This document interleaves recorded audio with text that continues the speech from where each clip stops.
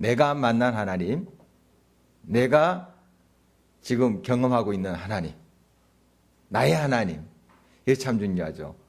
우리 아내의 하나님, 우리 남편의 하나님, 이것도 중요하지만 내가 만난 하나님이 참 먼저 돼야 됩니다. 그리고 그것이 될 때 이제 너의 하나님, 우리 공동체의 하나님, 우리 하나님 이 고백이 또 가능해지죠.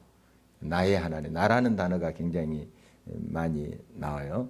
그래서 이 시편은 물론 공동체의 고백이기도 하지만 우리나라는 그런 고백이 나옵니다. 그렇지만 이렇게 보편적으로 오면은 나의 고백이 많아요. 우리 찬송가 가지고 있죠. 찬송가에도 나라는 말이 많이 나옵니다. 나의 영원하신 기업, 생명보다 귀하다. 우리라는 단어도 물론 나오긴 해요. 근데 나라는 단어가 얼마나 많은지 모릅니다. 우리 공동체적인 또 고백의 찬양이 많이 좀 생겨났으면 좋겠다 하는 생각도 들어요. 나라는 이제 고백이 물론 중요하니까 많이 나오긴 하지만은 우리라는 고백이 상대적으로 적은 것 같아요. 찬송가에 보면. 그러나 어떤 의미로 그렇게 나라는 그 고백의 찬송이 많은가? 그건 우리 신앙 근본적으로 나의 고백이 돼야 된다 하는 의미예요. 나의 고백. 내가 만난 하나님, 내가 지금 동행하고 있는 그 하나님. 그것이 참 중요합니다. 그리고 나서 우리 함께 갑시다. 이렇게 돼야 되죠. 이런 고백이 우리의 고백이 됐으면 좋겠습니다. 계속 이 말씀을 보면은 말씀, 율례, 법, 규례, 또 증거 뭐 이런 단어들이 구구절절 나와요. 시편 119편 보면은 어느 본만 하더라도 한 절도 빠지지 않고 이런 말씀이 나와요. 같은 말입니다. 하나님 말씀이란 뜻이죠. 말씀을 다양하게 표현하면서 증거, 뭐 규례, 법도 다 이거 하나님 말씀을 말하는 겁니다. 이걸 보면은 시인이 이 하나님 말씀과 사랑에 빠졌다 이렇게 표현할 수 있어요. 자나깨나 너 생각. 말씀 생각이죠. 그게 사랑입니다. 사랑하는 사람이 있으면 그 사람이 이렇게 이제 생각이 계속 나잖아요. 이제 시골에 갔다 왔습니다. 저희 고향은 저기 남해 바다 끝입니다. 갈 때는 한 뭐 중간에 쉬기도 하고 뭐 이렇게 했는데 좀 막힌 길은 실시간 그 내비게이션 하니까 막 꼬불꼬불 이렇게 해서 거의 안 막히고 갔습니다만 먼 길을 간 거예요. 굉장히. 그렇게 이제 찾아갔는데 막 시골길도 가고 막 시골 마을도 거치고 좋더라고요. 낮에 가서. 이제 밤에도 그랬는데 밤에는 막 밤길로 막 그냥 하니까 이게 내려가는 건지 올라가는 건지 모를 정도로 그렇게 해서 뭐 쉬기도 많이 쉬었습니다만 한 10시간 걸려서 집에 왔습니다. 어제 새벽, 오늘 새벽이네요. 오늘 새벽 한 1시 넘어서 도착한 것 같아요. 그렇게 재미있는 시간 보냈는데요. 우리 이제 가족들이 모였습니다. 제 그 동생이 남자 동생이 있는데 딸이 결혼했죠. 결혼해서 지금 아이가 벌써 둘이에요. 3살짜리 이제 막 태어난 한 몇 주 됐어요. 벌써 둘이에요. 그 이제 동생도 목사인데 스마트폰에다가 그 손자 축구공 가지고 노는 걸 이렇게 동영상을 찍어놨더라고요. 3살짜리가 그 축구공을 딱 툭 이렇게 치면서 이제 가는 그 동영상인데 그걸 저한테 막 자랑하는 거예요. 자랑하면서 보통 3살짜리는 헛발질 한다고. 그런데 이 아이는 한 번도 헛발질 하지 않는 탁탁 하면서 얼마나 이제 그렇게 자랑하는지요. 그러니까 이게 사랑이지 않습니까? 그냥 또 보고 해서 그거 수십 분 봤을 것 같아요. 그 할아버지가. 저 동생이 또 보고 또 만나는 사람마다 이거 우리 손자라고. 이거 다른 애들은 다 헛발질하고 하는데 손자는 이런다. 다 자기 손자 손녀들은 천재고 영재고 그러죠. 다 그냥 수재고. 얼마나 그렇게 사랑스러웠으면 그럴까요? 사랑스러우니까 그렇게 자연스럽게 나오는 거죠. 막 이렇게 자나깨나 손자 생각, 또 손녀 생각. 사랑하니까 그런 겁니다. 이 시인 보니까 막 구구절절 말씀, 규례, 증거 이래요. 왜 그런가요? 사랑에 빠졌으니까. 사랑에 빠졌으니까 그래요. 우리가 이 하나님의 말씀은 생명입니다. 생명. 어느 그냥 활자로 이렇게 우리들에게 보여준 거지만 사실 우리가 이해하게끔 이렇게 표현된 것이죠. 그러나 이 말씀은 살아있는 말씀이에요. 생명이에요. 생명. 살아있는 거예요. 정말 이 말씀이 나를 건지고 나를 치유하고 나에게 지혜를 주고 나의 앞길을 열어주고 그런 생명의 말씀 아닙니까? 살아있는 말씀. 비치고 얼마나 귀한 말씀이에요. 이런 말씀이 나를 얼마나 사랑하고 있는지요. 말씀이 육신이 돼서 오신 분이 누구신가요? 예수 그리스도. 이 말씀이 육신이 돼서 오신 분이 예수 그리스도. 얼마나 귀하신 말씀이에요, 이게. 말씀이 얼마나 나와 함께 있다는 게 정말 큰 복이 은혜인지 모릅니다. 이 말씀이 나를 사랑합니다. 나도 그 말씀 사랑해야 되죠. 이 말씀과 사랑이 빠져야 돼요. 빠져야 돼요. 그냥 이제 주일에 올 때 여기에 계신 분은 아니에요. 한 사람 수요일에 왔으니까.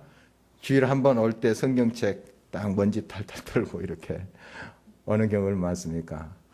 이거 사랑이라고 볼 수 없잖아요.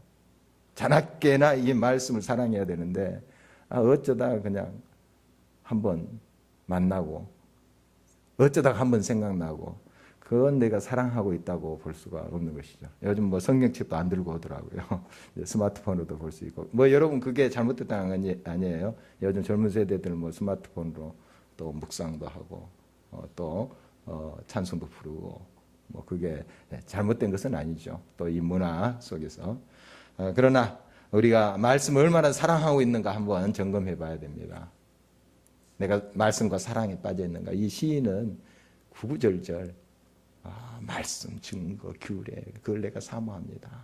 이렇게 고백하고 있는 모습을 봅니다. 이 시편 119편을 우리가 계속 수요일마다 8절씩 보고 있습니다. 한 연인데 8절씩 딱 끊어져 있어요. 22개 연이 나옵니다. 그러면 22 곱하기 8, 176절 딱 떨어져요. 다 8절씩 돼 있어요, 이렇게. 근데 왜 22개 연이 됐냐 하면 이 히브리어 알파벳이 있습니다. 알렛, 베트, 김멜, 달렛, 해, 와우 뭐 하면서 쭉 나가는 A, B, C, D 영어처럼 그렇게 이제 히브리어 알파벳이 있습니다. 그 알파벳 첫 글자로 이렇게 시작하는 제일 첫째는 알렙이라는 단어로 시작해요. 두 번째는 베트라는 단어로. 그러니까 우리나라 기역, 니은, 디귿, 그러면 기역은 가을에 시를 써겠어요. 니은은 뭐 나를 생각해줘요 하면서 이렇게 디귿은 뭐 다 좋아요 하면서 이렇게 그런 식으로 이제 쓴 시예요 이게. 그러니까 알파벳이라고 하거든요. 그러니까 이것이 어린들도 히브리 유대인들은 다 외울 정도로 시편 119편은 그렇게 특별히 이 말씀을 그렇게 사랑한 거죠. 다 물론 하나님 말씀 귀한 것이지만 이 시편 119편은 말씀에 대한 하나님의 말씀을 사랑하는 하나님 말씀과 사랑에 빠져 있는 그것을 느낄 수가 있어요. 그래서 여러분들이 뭐 한번 외워보리라 뭐 하신 분들 시편 119편 한번 외우면은 참 은혜가 넘치리라고 그렇게 믿습니다. 이 말씀 보면은 굉장히 시인이 절망적인 상황 같아요. 내 영혼이 진토에 붙었다. 진토에. 내 영혼이 흙에 붙었다 하는 것은 이제 죽음에 다다른 거예요. 얼마나 힘들면 그런 표현을 하겠어요. 붙어 싸우니 주의 말씀대로 약속대로 나를 살아나게 해 주십시오. 주님은 회복하시는 주님이십니다. 지금 이 절망 속에 무덤에 내려갈 것 같은 그런 상황 속에 있는데 주여 말씀의 약속대로 나를 살아나게 해 주십시오.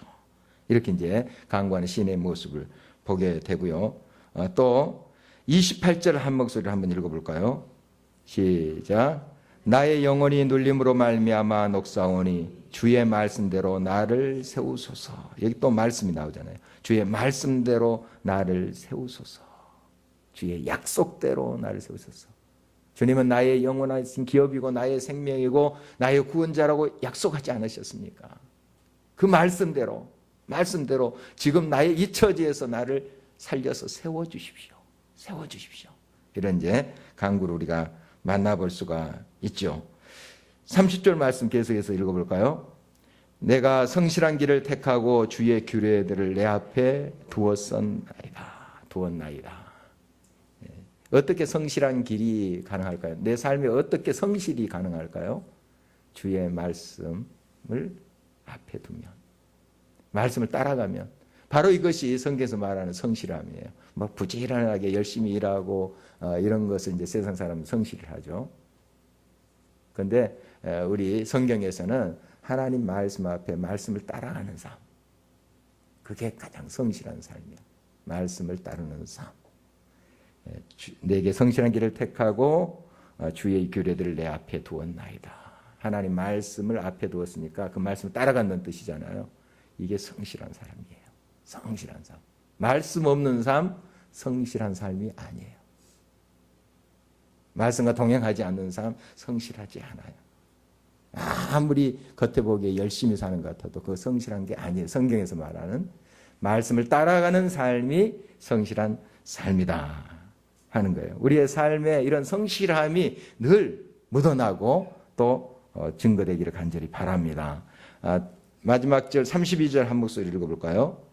주께서 내 마음을 넓히시면 내가 주의 계명들의 길로 달려가리이다.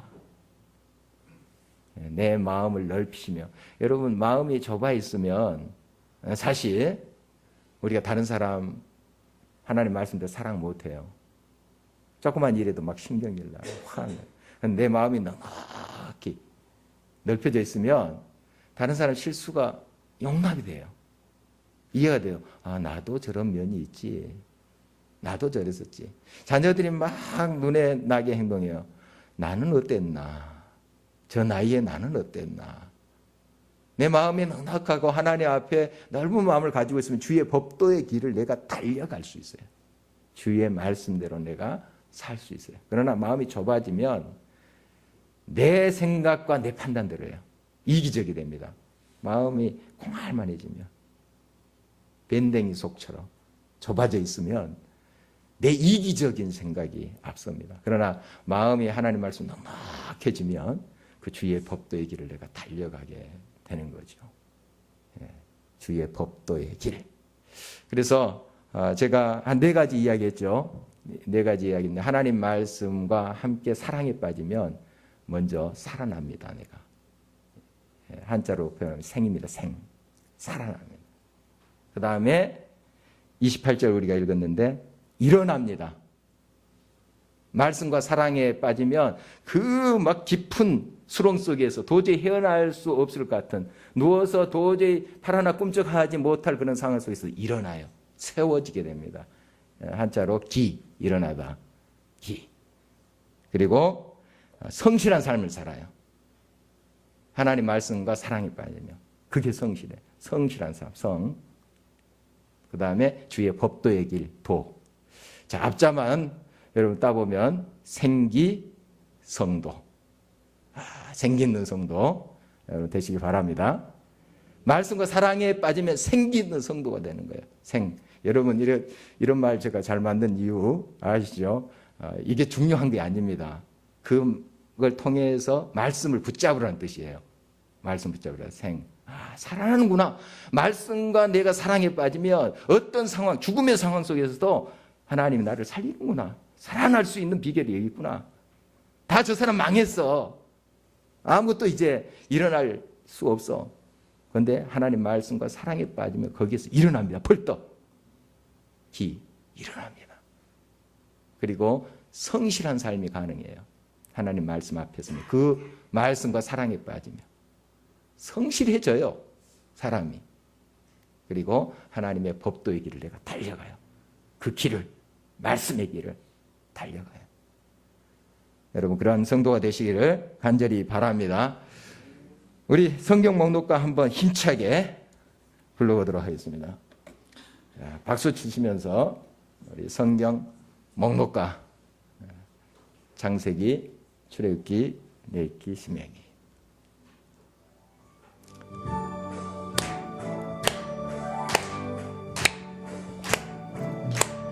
창세기, 출애굽기, 레위기, 민수기, 신명기, 여호수아, 사사기, 룻기, 사무엘상하, 사무엘기상하, 역대상하, 미스라, 느헤미야, 에스더, 이시편, 전도서, 아가스, 이사야, 예레미야, 예나, 에스겔, 다니엘, 호세야, 요엘, 요스, 요나, 나음, 하박국, 스바냐, 석계, 스가랴, 말라기.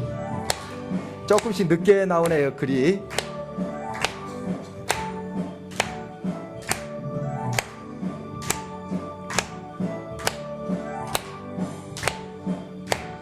마태, 마가, 누가, 요한, 요면, 요마선, 요린도, 전후, 갈디아서, 에르스를 포스, 놀로세, 이스를 요니까, 거루서, 이모데, 전후, 이로서, 일러는 이브리야, 오고, 에르로, 요유,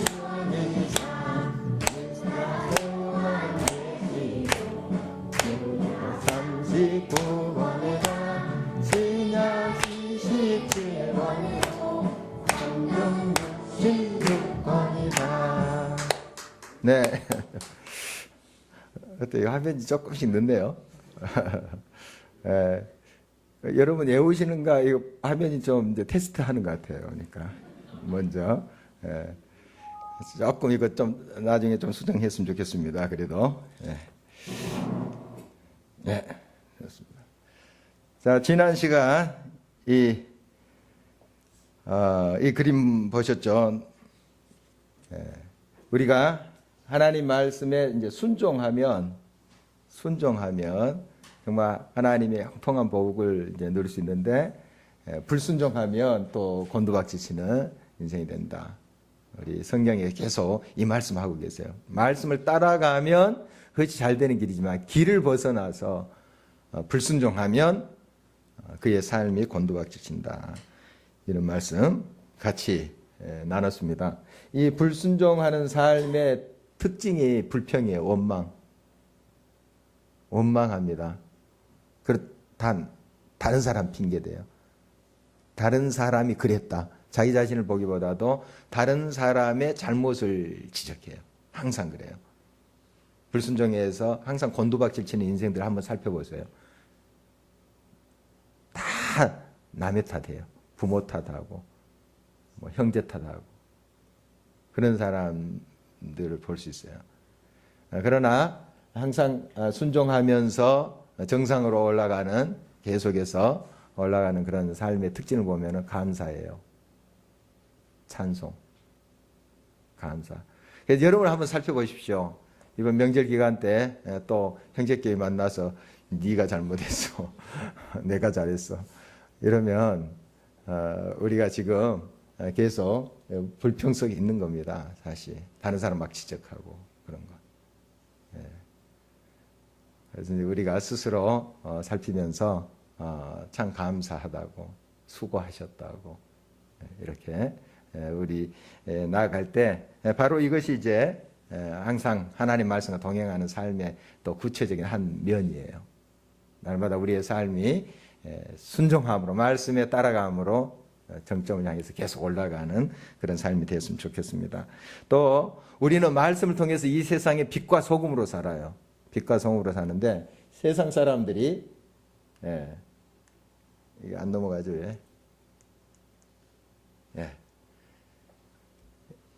보고 있어요. 세상 사람들이 우리를 보고 있습니다. 안 보는 것 같지만은 보고 있어요. 이렇게 보고 자기들과 똑같이 해도 욕해요. 왜 그런지 아세요? 우리를 기대하니까 그래요. 은연중에 교회만큼은, 예수님 믿는 사람만큼은 안 그랬으면 하는 기대 심리가 있어요. 그러니까 세상 사람 똑같이 하면 더 욕을 먹어요. 그 기대만큼 더 욕을 먹어요. 그런데 이제 더 못하는 경우도 있죠. 세상 사람도 더 못하는 경우는 이거 말할 것도 없고요. 우리가 하나님 말씀에 순종하는 삶은 이 세상 속에서 빛과 소금으로 사는 거예요. 그리고 우리의 향기가 드러내려고 하는 것이 아니라 드러나는 것이 돼야 돼요. 일부러 막 꾸며서 우리가 이만큼 잘 하고 있다 이렇게 할 필요는 없어요. 그냥 말씀대로 순종하며 살면 향기가 드러나게 됐어요. 꽃이 일부러 막 향기 내려고 몸부림치지 않아요. 그냥 꽃 피면 향기가 나게 돼 있어요. 향기가 나게 돼 있어요. 자연스럽게. 우리가 하나님 말씀을 늘 사랑하고 그 사랑에 빠지면 말씀이 내 삶 속에 있어서 항상 내 삶을 생기게 하고 일어서게 하고 또 성실하게 하고 주의 법도의 길을 달려가는 그런 삶을 살게 될 때 향기가 나게 돼 있어요. 다른 사람이 보고 야, 저 사람과 하나님이 함께 하시는구나. 인정을 받게 되죠. 그래서 우리 세상 사람들의 눈에 비칠 때도 우리는 정말 아름다운 모습이 돼야 됩니다. 일부러 꾸며서가 아니고 말씀에 순종함으로 말씀에 또 사랑에 빠짐으로 우리 세상에 하나님의 아름다운 빛의 증거가 있어야 되겠습니다. 이제 시가서를 한번 살펴보도록 하겠습니다. 시가서는 지난번에 그 그림을 여러분 상상해 보시면 됩니다. 이제 처음에 역사가 있었고, 그 다음에 세 골격에는 체험이 있었고, 그 다음에 예언이 있었죠. 여러분 다 기억하신가요? 8골격은 이 역사를 두 부분으로 나눴어요. 그랬었죠? 예, 그래서 구약 4골격, 신약 4골격 이렇게 됐었습니다. 구약은 어떻게 됐습니까? 제일 처음에 율법, 토라라하고는 모세오경, 그 다음에 역사서가 쭉 나왔고, 그 다음에 시가서가 나옵니다. 5권. 그리고 나중에 예언서. 이렇게 구약은 4부분으로 되어 있어요. 율법, 모세오경, 토라라고 합니다. 율법, 모세오경 다음에 쭉 여호수아부터 에스라, 에스라까지. 에스더. 에스더죠. 역사서. 그 다음에 시가서, 욥, 시편, 잠언, 전도, 아가서. 이 5권을 이제 시가서, 성문서라고도 합니다. 성문서라고 하고 시, 노래, 시가서라고도 그렇게 하죠. 자, 시가서랑 율법서, 역사서 한번 비교해 봅니다. 여러분 이제 이렇게 구분해 놓은 건 어떤 특징적인 것을 이야기한 것이지 꼭 뭐 민족적 이것만 민족의 이야기만 있는 것이 아니에요. 개인의 이야기도 있어요. 율법서에 보면 모세오경 보면 처음이 창세기잖아요. 창세기 쭉 족장 이야기, 아브라함, 이삭, 야곱, 이런 요셉 이런 개인의 이야기도 있죠. 그러나 이제 전체적으로 역사를 이제 살펴보면 이스라엘 역사를 쭉 보면은 민족의 이야기가 많이 나온다 이런 뜻이죠. 그리고 시가서는 물론 우리의 고백도 있어요. 우리 민족이 어떻다 하는 고백이 있지만 아까도 살펴봤듯이 나라는 고백이 많이 나와요. 특징적인 것을 이야기한 것이지 꼭 개인적인 이야기만은 아니다 하는 거 여러분 항상 좀 주의하시고 이렇게 보시면 되겠습니다. 또 율법서 역사서는 유대민족, 시가서는 좀 더 그 반경이 넓은 모든 백성, 그리고 율법서와 역사서는 객관적, 주관적, 아무래도 시니까 주관적 이렇게 이제 구분을 합니다. 그러나 통틀어서 하나님의 영으로 된 것이죠. 하나님의 성령으로 다 기록된 것입니다. 그 다음에 우리의 행실을 위한 것, 그리고 우리의 심령을 위한 것, 뭐 이렇게 이제 구분을 해놨습니다. 구분을 해놨지만 이제 역사니까 쭉 이 역사의 모습을 보면 이스라엘 백성들이 하나님 말씀에 순종할 때는 잘 됐다. 물론 그 과정 속에 훈련과 연단이 있어요. 하나님 말씀대로 따라가는 삶, 하나님 뜻대로 따라가는 사람이 어려움이 없다는 거 아니에요. 어려움이 있습니다. 이거 막 착하게 해요. 하나님을 믿고 이제 제대로 신앙생활을 하면은 막 사업도 쫙 잘 되고 자녀도 막 합격 탁 되고 그 다음에 질병도 안 걸리고 이렇게로 이제 생각하시는 분들 계세요. 그거 아니에요. 그거 아닙니다. 어려움이 있어요, 다. 하나님 말씀대로 살아가도 어려움이 있어요. 그러나 중요한 것은 뭡니까? 그 어려움 가운데 누가 계신다는 거예요. 예수님이, 우리 하나님이 임마누엘과 함께 계신다는 거예요. 예수님이 타신 배도 풍랑 만났어요. 예수님 타신 배는 풍랑이 무서워가지고 지가 알아서 그냥 잔잔해져야 될 거 아니에요? 생각하면. 예수님 만난 배도 막 뒤집어질려요. 예수님 이제 주무시고 계셨지만. 뒤집어질렸어요. 예수님이 타신 배도 막 뒤집어지려고 그래요. 그러나 중요한 것은 그 배에 누가 계신 거예요? 예수님이 계신 거예요. 이거예요. 그 예수님이 일어나서 바다야 잠잠하라. 잠잠해지는 거예요. 여러분의 삶에 도저히 풍랑이 있습니다, 여러분. 어려움이 있어요. 그거 가지고 여러분 절망할 것이 아니라 여러분 안에 계신 예수 그리스도를 내가 꼭 붙잡지 못한 것이 문제인 거예요. 그분이 여러분 삶 속에 일어나서 바다야 잠잠하라 하시면 되는 거예요. 우리가 깨어서 그분과 사랑에 빠지고 그 말씀에 사랑에 빠지고 할 때 그 모든 환경은 합력해서 선을 이루어요. 막 실패처럼 보이고 막 절망처럼 보였던 것이 나중에 변해요. 아, 정말 이것이 귀한 보석이었는데 나를 나되게 한 것이었는데 그거 몰랐네 그때. 여러분 예수 안에 있으면 그 모든 것이 다 합력해서 선을 이루십니다. 선을 이루세요. 세상 사람은 실패라고 하는 그것까지 하나님 다 사용하세요. 그게 위대한 거예요. 예수님 안에 계시면. 여러분 이것이 우리 예수 그리스도 안에 있는 형통함의 의미예요. 우리 찬송가도 그런 게 있잖아요. 나의 갈 길 다가도록. 그 다음에 만사 형통하리라. 이런 이제 가사가 있잖아요. 이 만사 형통하리라 하는 게 그대로예요. 말씀 그대로 만사 형통합니다. 그런데 아무 문제 없다 하는 뜻이 아니라는 거 여러분 이해하시라는 거예요. 문제 있어요. 그러나 합력해서 선을 이루신다 하는 뜻이에요. 예수 그리스도 있으니까 나의 갈 길 다가도록 그분이 임마누엘 함께 하시니 모든 것이 아름답게 변한다. 실패처럼 보였던 그 시간들 다 보석처럼 하나님께 간직하시고 아름답게 하신다. 이게 만사형통이에요. 모든 것이 감사의 조건이에요. 그래서 범사에 감사할 수 있어요. 우리는 예수를 믿다가 고난당하는 것도 감사해요. 채찍 맞고 저 깊은 빌립보 감옥 속에 들어가도 막 찬송하는 거예요. 왜 그렇습니까? 세상 사람 보면 얼마나 불쌍해요. 막 찢기고 막 매 맞고 죽어가는데 그게 감사할 일입니까? 그런데 우리는 알잖아요. 막 찬송해요. 하나님께서 얼마나 놀라운 기적을 베풀었습니까? 옥문이 열리는 건 물론 기적이었어요. 그렇지만 제수도 도망가지 않습니다. 제수도 안 도망가요. 또 바울과 실라도 안 도망가요. 사실 우리가 이제 옥문이 열렸다 그것에 많이 초점을 맞춰서 기적이 일어났다 그러는데 사실 기적은 그 이후에 기록된 말씀이에요. 그 간수장 가족이 구원을 받아요. 그리고 성경엔 구체적인 기록은 없습니다. 그 감옥에 있던 제수들 뭘 봤어요? 하나님의 놀라운 역사를 보게 된 거예요. 어떻게 이런 일이 있을 수 있는가? 그러면서 도망갈 생각도 안 하는 거예요. 문이 다 열렸잖아요. 도망갈 수 있어. 보통 감옥문이 열렸으면 제수들 다 도망갑니다. 아, 됐구나. 얼마나 충격이었으며 얼마나 놀라운 광경이었으면 그들이 도망갈 생각조차 못한. 물론 그들이 100% 예수님 믿었다 하는 기록은 없어요. 그렇지만 우리가 이제 천국에 가서 확인할 수 있는데 그중에 예수 믿는 사람들 분명히 있었을 거라는 거예요. 그런 놀라운 광경을 보고 하나님 역사하심을 보고 그 예수 그리스도를 영접할 사람들이 얼마나 많겠어요. 아, 하나님이 살아계시는구나. 예수 그리스도께서 역사하시는구나. 그 제수들이 그렇게 느꼈을 거 아닙니까? 이거 기적이에요.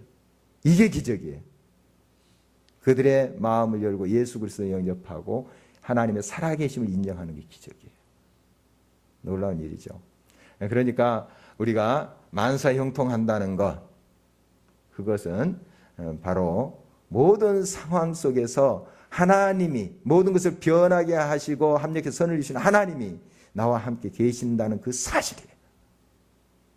그게 기적이고 은혜고 복이에요.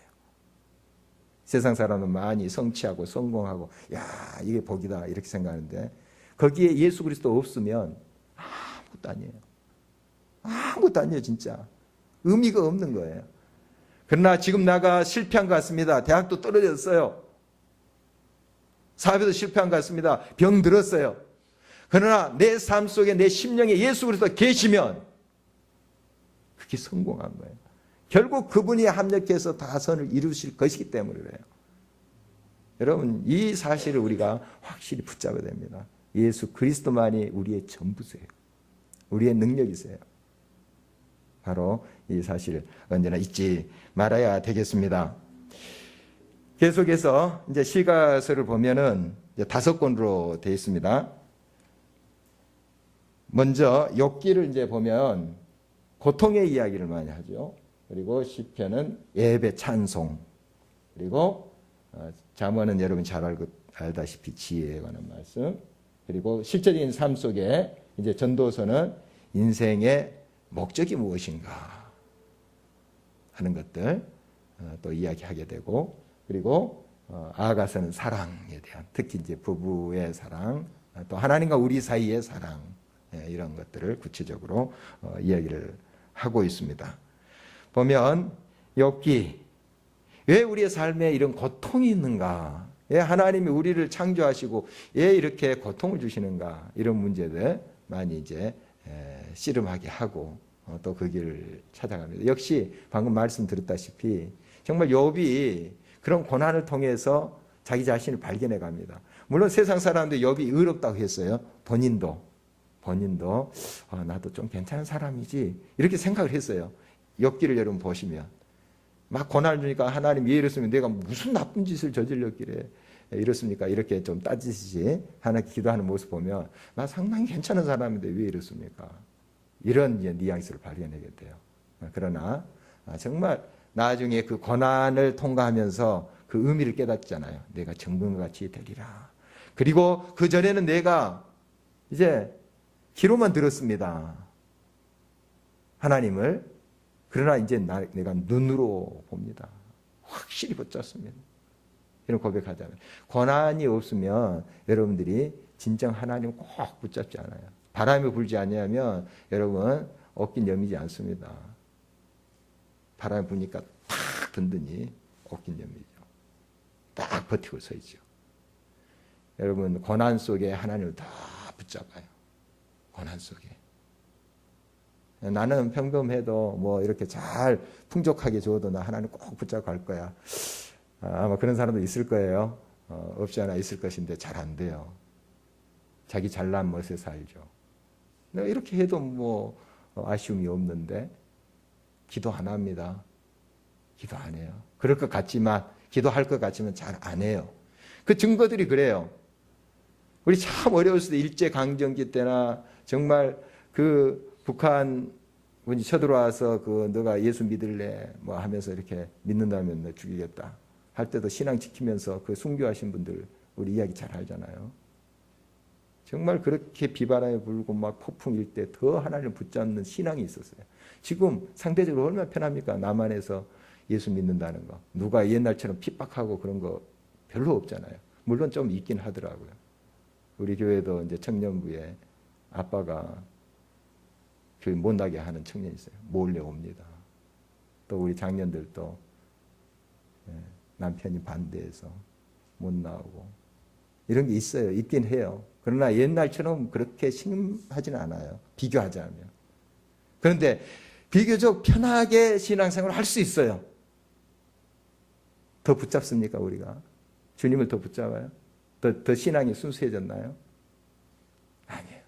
오히려 지금 북한에 10,000여 명 이상 지금 크리스찬이 있다고 전해지잖아요. 파악할 수가 없어요. 10,000명 이상이 될 거예요 지금.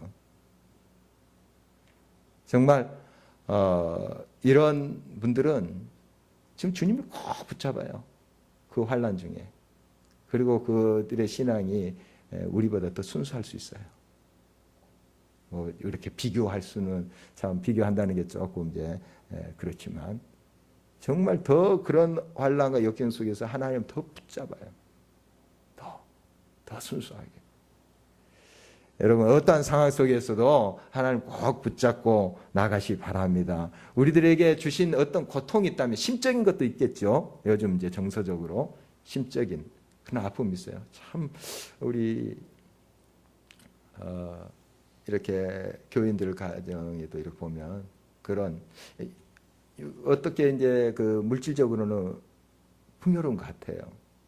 보면 잘은 모르겠지만 보면은 잘 살아 좋은 집 이렇게 이제 이렇게 생활하는 모습 보면은 어느 정도 파악할 수 있죠. 그러나 마음이 아파요. 마음이 그런 분들이 있어요. 가끔씩. 그래서 막 불안한 거예요. 우울한 거예요. 많이 하나님 붙잡고 이렇게 기도하시고 하는 것을 권면하곤 하는데 여러분 많은 아픔들이 있어요.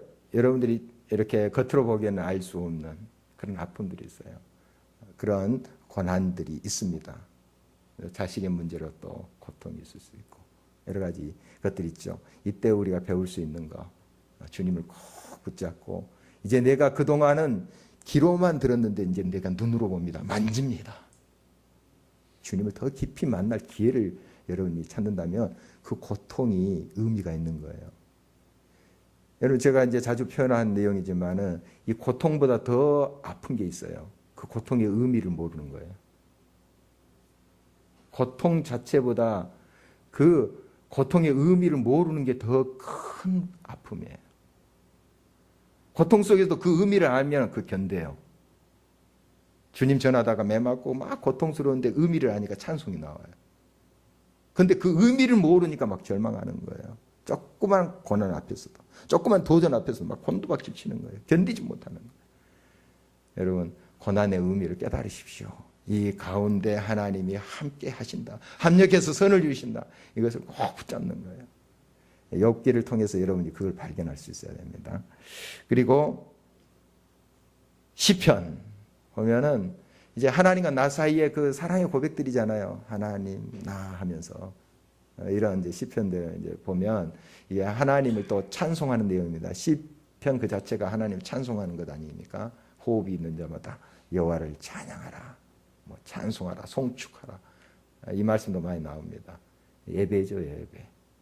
시편을 통해서 하나님께 어떻게 나아가는가 하는 걸 많이 발견할 수 있고, 물론 꼭 예배 하나만 이게 발견하는 것이 아니에요. 이런 이제 도표로 이렇게 해놓은 건 여러분들이 특징적인 걸 잡아놓은 것이지 다른 여러 고백들이 많은데 꼭 이 시편을 통해서 하나님을 어떻게 예배하며 나아가야 되는지 이걸 여러분 눈여겨보시면 참된 예배자로 설 수가 있습니다.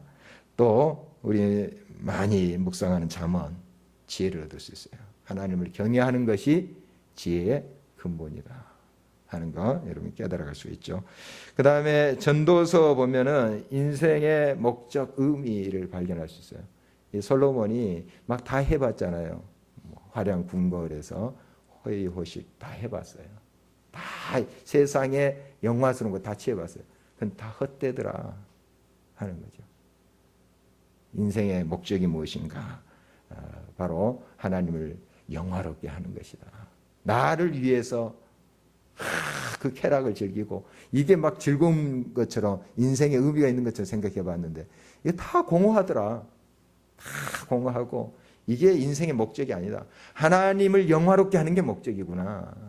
하나님을 찬송하고 하나님을 높여드린 것이 참된 인생의 목적이구나 하는 걸 발견해 갈 수가 있죠. 그 다음에 아가서는 그 사랑의 노래입니다. 이 아가서를 보면 좀 뮤지컬 같아요. 뮤지컬.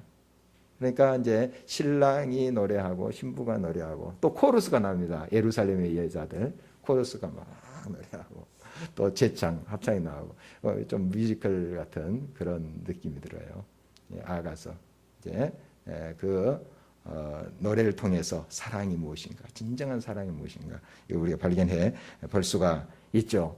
오늘 예언서까지 같이 살펴보도록 하겠는데요. 예언서 이스라엘의 이제 선지자들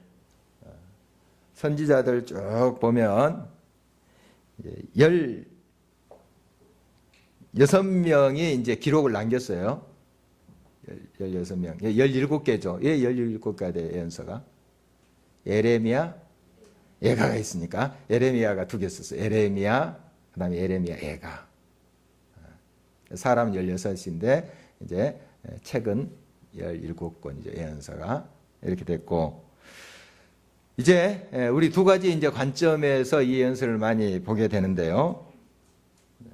우리를 향한 하나님의 기대, 그리고 하나님을 향한 우리의 기대, 그것을 이제 발견해 볼 수 있어요. 이스라엘 역사 속에 이스라엘의 가장 큰 기대는 메시아예요. 메시아를 기다리는 거예요. 우리를 구원할 자, 메시아에 대한 막 기대가, 그 열망이 얼마나 컸는지 모릅니다. 또 하나님이 우리를 향한 기대가 뭘까요? 하나님 말씀대로 사는 거죠. 하나님 자녀답게 사는 거죠. 이 세상 속에 들어가서 빛과 소금으로 사는 거죠. 이런 기대들을 역사 속에서 쭉 볼 수 있어요. 그래서 하나님의 기대에 부응한 하나님의 백성들, 또 이스라엘 역대 왕들 보면은 잘 됐어요. 물론 실수도 하곤 하지만, 그러나 비교적 그들을 통해서 하나님의 영광이 드러나고 잘 됐어요. 그러나 하나님 말씀대로 살지 않고 막 그 우상을 섬기고 하는 왕들, 하나같이 정말 백성들도 괴롭게 했고 자기도 망해요. 그런 걸 볼 수 있어요. 우리가 이제 그러한 이스라엘의 예언의 역사 속에서 그것을 볼 수가 있습니다. 그래서 좀 글씨가 작은데요. 이제 구체적으로 또 우리가 뒤에 나올 거예요. 이사야, 에레미야가 에스겔, 다니엘, 이 5권, 이걸 대선지서 이렇게 이야기를 하고요. 나머지는 호세아부터 소선지서 이렇게 이야기합니다. 소선지. 나중에 또 나올 거예요. 도표가 구체적으로 나눠져서. 이 구분은 이제 얼마나 많은 분량의 기록이 남아있는가에 따른 거예요. 이사야가 뭐 대단히 더 훌륭해서 뭐 그런 건 아니고요. 여기 말라기 선지보다 더 뭐 키가 커서 그런 큰 선지자, 대선지자 그렇게 한 건 아니고, 그들이 기록한 문서의 분량에 따라서 분량이 많은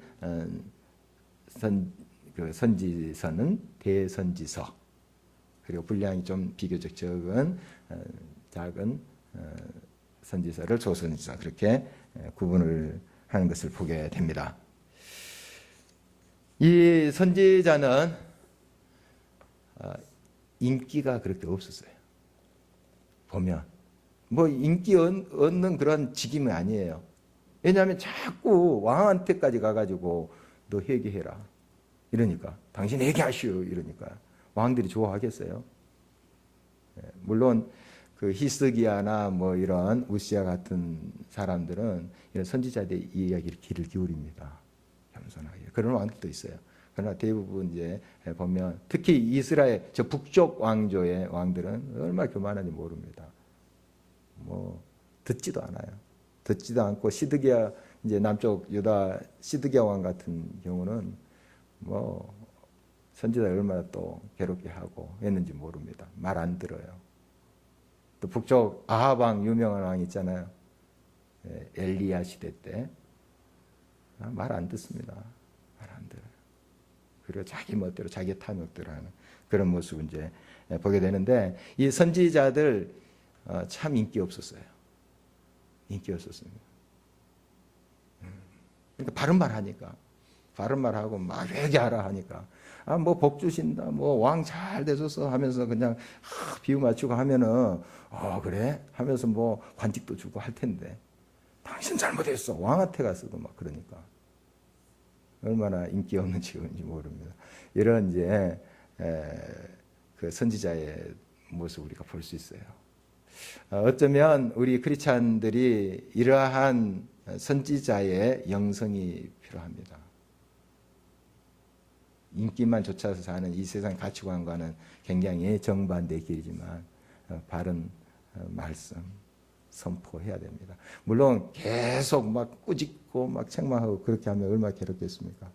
때로는 위로도 받고 해야 되는데, 제가 이제 목사지만 설교 때 계속 여러분 치는 설교만 한다고 해보십시오. 막 회개하라 막 하면서 여기 남아있을 사람 없을 것 같은데 한두 사람 막 계속 제가 수요 기도회 때도 주일 설교 때도 막 회개하라 막 하면서 이런 찌르는 비판하는 소리만 하면은 여러분 굉장히 힘들 거예요. 위로도 하고 하지만 또 계속 제가 위로하고 뭐 여러분 복 받습니다. 뭐 행복해집니다. 이런 이야기 하면 물론 여러분들이 좋아할 수도 있겠지만 별로 또 여러분의 영적 건강에 좋지 않는 영향을 줄 수 있죠. 그러니까 이제 이 선지자의 영성만 아니라 또 제사장의 영성. 제사장들은 백성의 죄를 자기 몸에 짊어지고 하나님 앞에 가서 중보하는 사람이니까 이런 영성이 좀 조화를 이루어야 될 것 같아요. 저도 그렇고 여러분도 마찬가지죠. 같이. 그래서 선지자를 통해서 여러분들 그 하나님의 그러한 준엄한 말씀 기울여야 됩니다. 이 선지서 보면은 조금 힘들 수가 있어요. 자꾸 비슷한 말을 똑같이 하거든요. 막 돌아오라, 회개하라 이런 말씀이 계속 돼요. 그러니까 건너뛰어 힘드니까. 그리고 위로를 주는 말씀 그것만 이제 집중해서 많이 보게 됩니다. 그런데 이런 말씀 꼭꼭 씹어서 여러분들이 소화하세요. 성경에 이런 말씀. 그리고 예언서를 통해서 여러분이 발견해 볼 수 있는 건 또 뭐냐면 이 하나님의 심판을 경고하잖아요. 예언자들이. 예언. 이 예언이라는 게 이제 미리 예자를 물론 씁니다. 그런 또 면도 있어요. 미리 이제 이런 일이 있다 하는 걸 이야기해요. 그러나 이 예언의 근본적인 의미는 대언입니다. 대언. 하나님 말씀을 그대로 선포하는 거예요. 이 예언자들이. 선포하는 거예요. 말씀을 대언하는 거예요. 말씀을 대언하는 거. 그래서 미리 예자를 쓰기도 하지만 맡길 예금할 때 하나님의 말씀을 맡아서 전달한다 하는 그런 식으로도 우리가 또 설명을 합니다. 여러분 하나님이 우리들에게 심판을 경고했을 때는 꼭 그 사전에 이런 일이 있을 것이다 이 사인을 줘요. 사인을 줍니다. 처음부터 막 그냥 불 내리고 하지 않아요. 꼭 사인을 줘요. 경고를 주십니다. 이 경고를 줘요.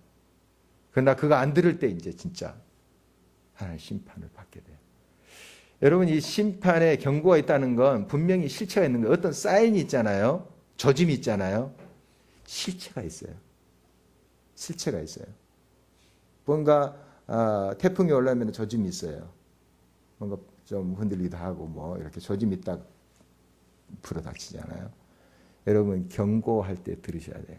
이 예언의 말씀을 여러분 받아들이면서 이 묵상하면서 그 하나님의 경고의 말씀을 듣고 지금을 준비하는 거예요. 그러면 이 말씀이 우리의 큰 유익이 될 것입니다. 자, 오늘 말씀 기억하면서 함께 기도했으면 좋겠습니다.